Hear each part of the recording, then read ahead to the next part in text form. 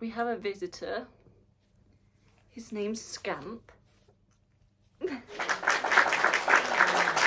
Hi, welcome back to my channel. My name's Eleanor and I'm going to be so honest with you, this video is very late to the party as it's currently October the 24th, which is basically over halfway through autumn. But I still wanted to get this video out. I think I have some good recommendations for you. So I have some TV shows, some movies and some books that I would like to recommend to you today. And yeah, let's get into it. So I'm going to start with the TV shows. The first TV show I would like to recommend to you is the new take on Goosebumps. So I really enjoyed this one. I personally think this show may be my favourite of all the Goosebumps franchise, just because of how dark and compelling it was at times. It's definitely more horrified than the movies. I think that's what I like about it. It's definitely for a more mature audience. In the show, obviously Slappy is back, but what I did like is they gave a backstory on Slappy. We got to know a little more about him and the fact that he is not just a menace to society. The next TV show I would like to recommend only has one season, but that one season is just perfect, and that is Over the Garden Wall. So this follows two brothers that basically get lost in kind of like a magical forest, and they're trying to find their way out, and they meet a load of characters as they're trying to go out.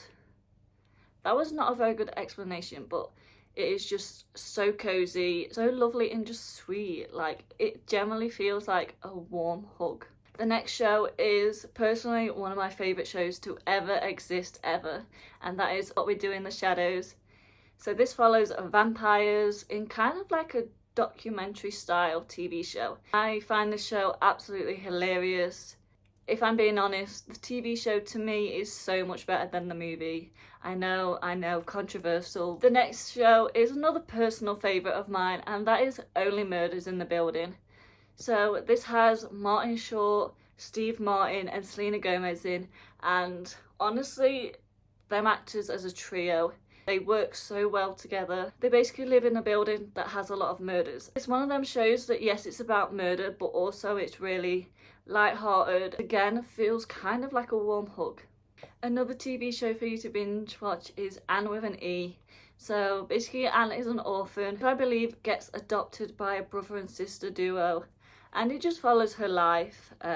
She goes to school. It's set in the 19th century. It's just the perfect show. It's very easy to follow along with. The next show is probably my favourite show to ever exist, and that is Buffy the Vampire Slayer. If you don't know what Buffy is about, it's kind of in the name. It follows Buffy Summers, who is a vampire slayer, and she slays vampires and demons. She kind of has a thing going with these two vampires, Angel and Spike. It also follows along with her friends, who one of them turns out to be a witch. It's just a good supernatural show to binge. I love her. The next show, again, is a favourite of mine, and that is Wednesday.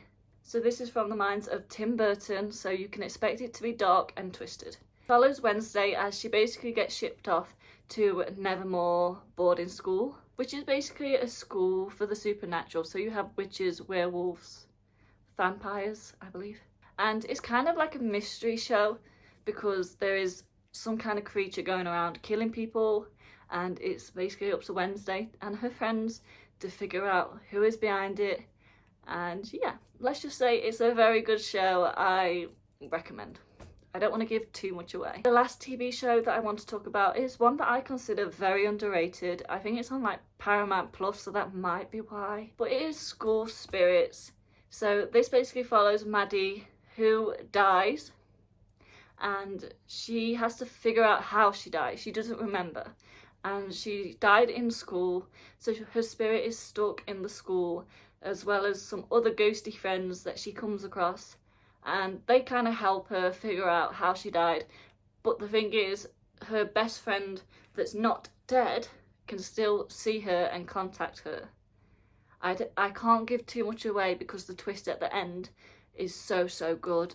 All I will say is just go watch this right now. So moving on to the movies, the first movie I want to talk about is The Kid Detective.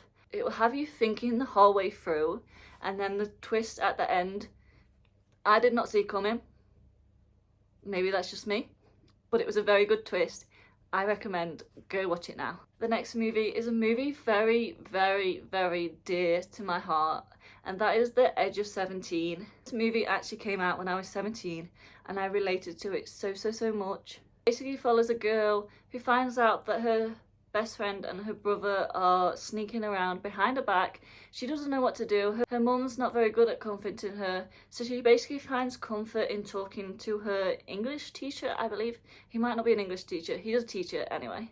It's just a good coming of age movie. I recommend. It's set in autumn, so it's just good vibes. The next movie is another movie I think is very, very underrated. It literally has like 5k reviews on Letterboxd, so which is quite rare, I think, and that is The Fundamentals of Caring.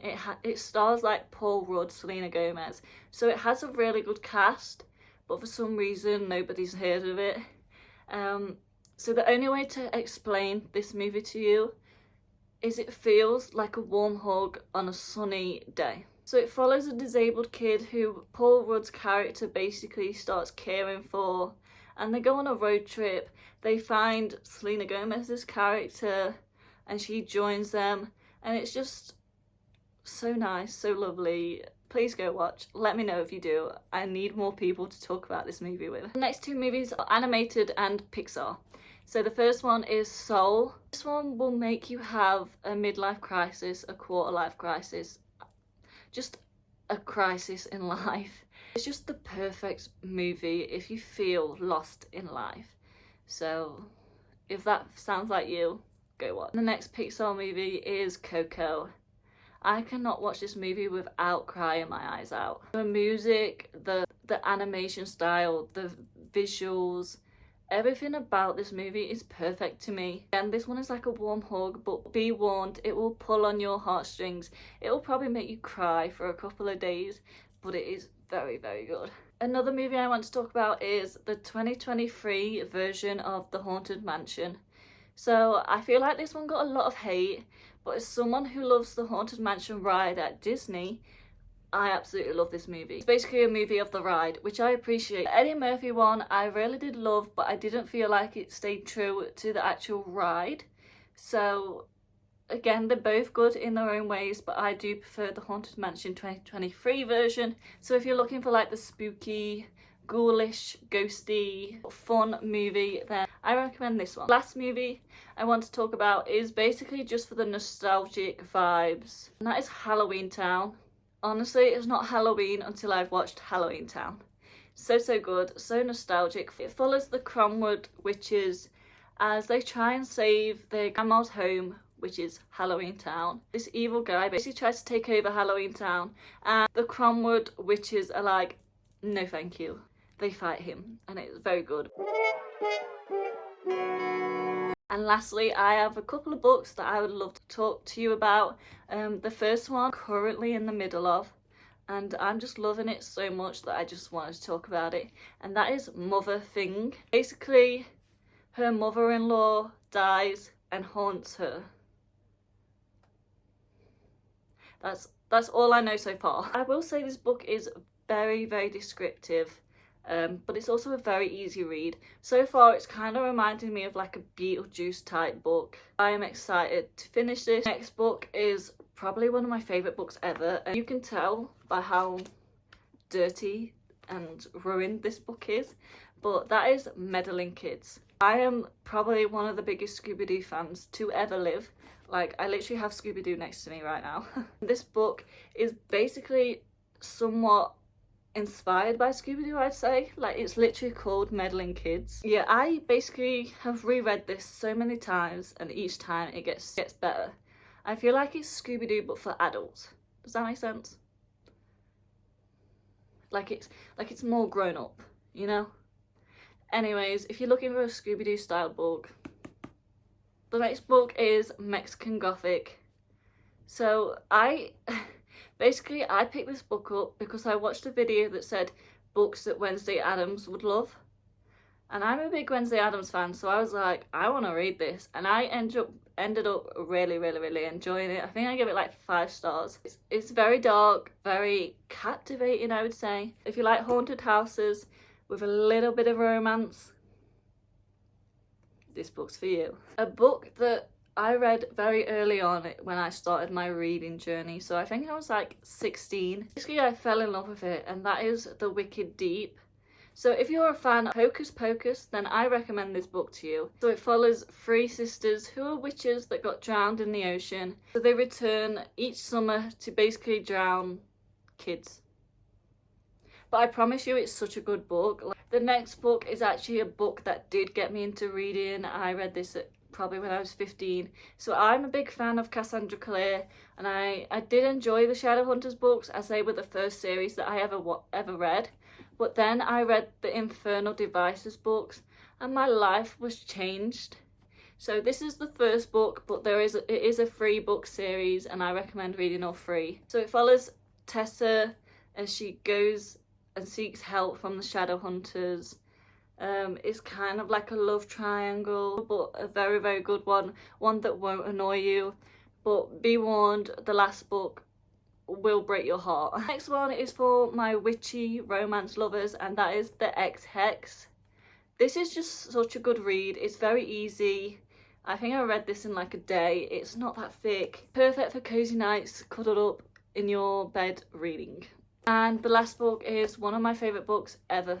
Like literally ever. Nothing will ever top this book for me, and that is Before the Coffee Gets Cold.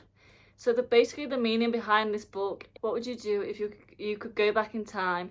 What would you say to someone? It's basically saying, live in the now. If you want to say something. Don't live with regrets. And I just really love the meaning. It is such a perfect small book that you can read in one sitting. So good. If you haven't read it, please do. Yeah, my favourite book ever. So that was the end of the video. I hope you enjoyed. Thank you so much for being here and watching, and bye.